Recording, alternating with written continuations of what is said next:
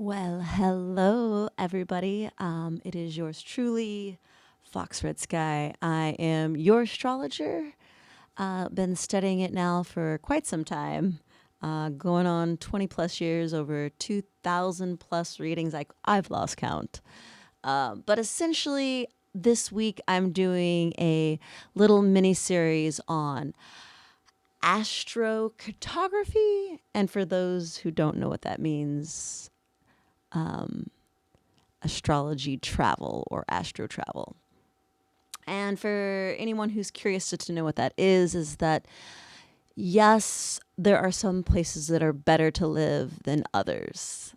And I've experienced this with myself. I've tested it out on hundreds of clients and I've got a system down. I understand it pretty good. But I want to talk today because I want to simplify things. I like it when I'm not here to gatekeep whatsoever. And I want you to understand just as vividly as I understand, because that's when you gain something. And if you can sparkle brightly and be your best version of yourself, well, then that makes me happy. So there you go.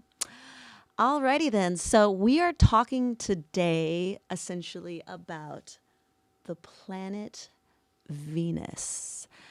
Venus, for those of you who don't know, is the planet of love, but also the planet of value. What do you value in this life? And now some people can value money, some people can value love. This is what it is. Typically Venus is associated with beauty because we do value beauty, and luxury because we like perfection and symmetry and things that flow and go together. So Venus or a Venusian line can be quite a nice line to live on. Yes, especially if you have a night chart. Now, what is a night chart? A night chart is simply means that you were born at night. So when the sun was down before this, yeah, essentially. So if your sun is probably beneath in 1 or 7 in the lower half of the chart, then you probably were born at night. So there you go. If you don't know what time you were born, it's important to know these things. So yes, Venus, especially good for those born at night, can bring you love and money. And we're going to talk about each one of the lines that exist in astrocartography. So, and this can get very confusing. So that's why I'm going to kind of go pretty simple and not try to rush this at all. So, Venus, that's what we're talking about. So, Venus, you have 4 different types of lines. And we're going to talk about your IC and your MC first. So, for those beautiful people who are trying to become famous in the music industry, want to be in any kind of the arts, I wouldn't say just the music industry, in painting and, the theater and acting, living on a Venusian line, especially if it's your Venus MC line or Midheaven line, is very beneficial. The likelihood and chances of you reaching success on these lines, propelling your career however you want to see it in the world of arts, is just quadrupled.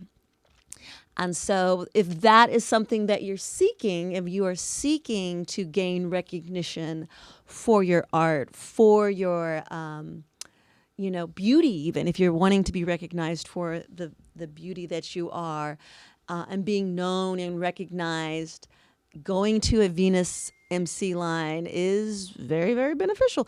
But now, what are the cons of this? Now, if you're not a very, what is the word? Public person, if you're not wanting everyone to be up in your business, then being on a Venus MC line can be not so good. It just depends on your desire. Like, how do you want to shape your life, right? Now, here though, if you aren't desiring to be in the public persona, if you're not desiring to be incredibly famous, then going to a Venus IC line is a really good place to be. And so IC lines are your private life. This is going to be so your private love life is much more private in this scenario, much more, I would say, juicy. I feel like on Venus IC lines, the sex life, the charisma it's all there and it's all just yummy, but at the same time, it's like nobody's business. It's like you got your stuff on lockdown. So I do think that a Venus IC line is still just as beneficial because you are like, especially if you are already in a relationship, and not necessarily if you're wanting to look for a relationship, but if you're already in a relationship, that will keep everything, the romance flowing, the gifts flowing, the yumminess flowing. Being on a Venus IC line is definitely very nice and delicious. So, just a little bit of information about that. And now, the next two lines, we're still talking about Venus, people.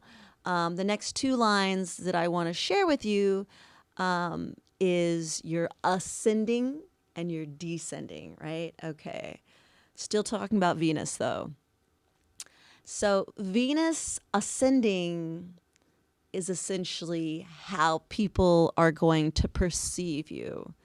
And so, being on a Venus ascending line, people are going to be very drawn to you're going to essentially have a very magnetic aura about you. So this region, people are going to feel like, wow. So this isn't necessarily a famous, like I'm going to get famous line, but like if you walk into a coffee shop or you go to a bookstore or you're pumping gas, at the market, people are going to be like, who is that? I need to go up there and talk to that person.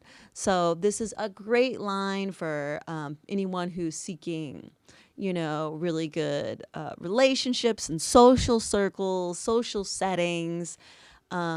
Also, if you are still an artist and you want to not necessarily blow up in the globally, but you want to like at least be acknowledged locally for your attributes in the world of art, definitely going to a Venus ascending line. It feels good. It's just like you feel like everyone, you almost feel kind of like it's like lucky girl syndrome, I would say, where you just feel like, man, all these doors are just constantly opening up for me. People just always have a smile for me. People always want to, they seem to see and recognize that it factor wherever you go. And so this is a really good line for those that are just want to be in a city or a place or an area where you kind of get a little bit of the royal treatment, a little bit of love, and everywhere you go. So yes, the other line that is talked about in the Venus lines that we're discussing is the descending line. So you have your ascending line and your descending line. And Venus descending line it's a beautiful line, especially if you're looking for love, especially if you're trying to you know, hook up. I live on a Venus descending line, and it has been very good to me. I'm not gonna lie. I do feel special in that regard, living on a Venus descending line, because it's like I definitely get a lot of, you know, being asked out on dates. I've been married a few times, and I found all my husbands on a Venus descending line. So yeah, I definitely think you can find love on a Venus descending line, but here's where I have like a little bit of what is the word? Different opinion compared to contemporary thoughts about this, is that you can find your soulmate on a Venus descending line.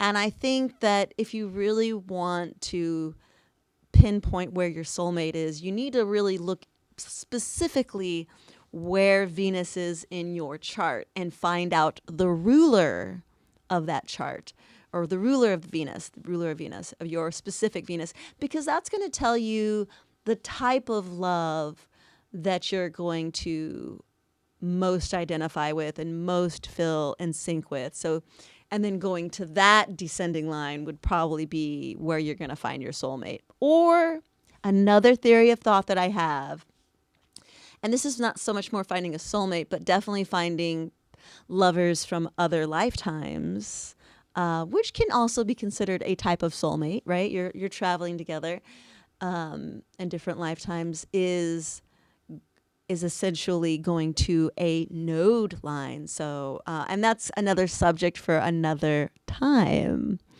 But I just wanted to share that with y'all guys. So if you have any future questions about astrocartography or astrology travel, astro travel, whatever you want to call it, you can always reach me at my website in the link below. I really love talking about astrology. I've been obsessed with it since I was yay high, since I was very little. And it is what lights me up in the world. It really brings me a lot of joy. And I love sharing it with people because I feel it gives them a lot of insight into who they are. And I feel like the more that we know about ourselves, the more self-awareness that we create, the more clarity that we create in our life, right?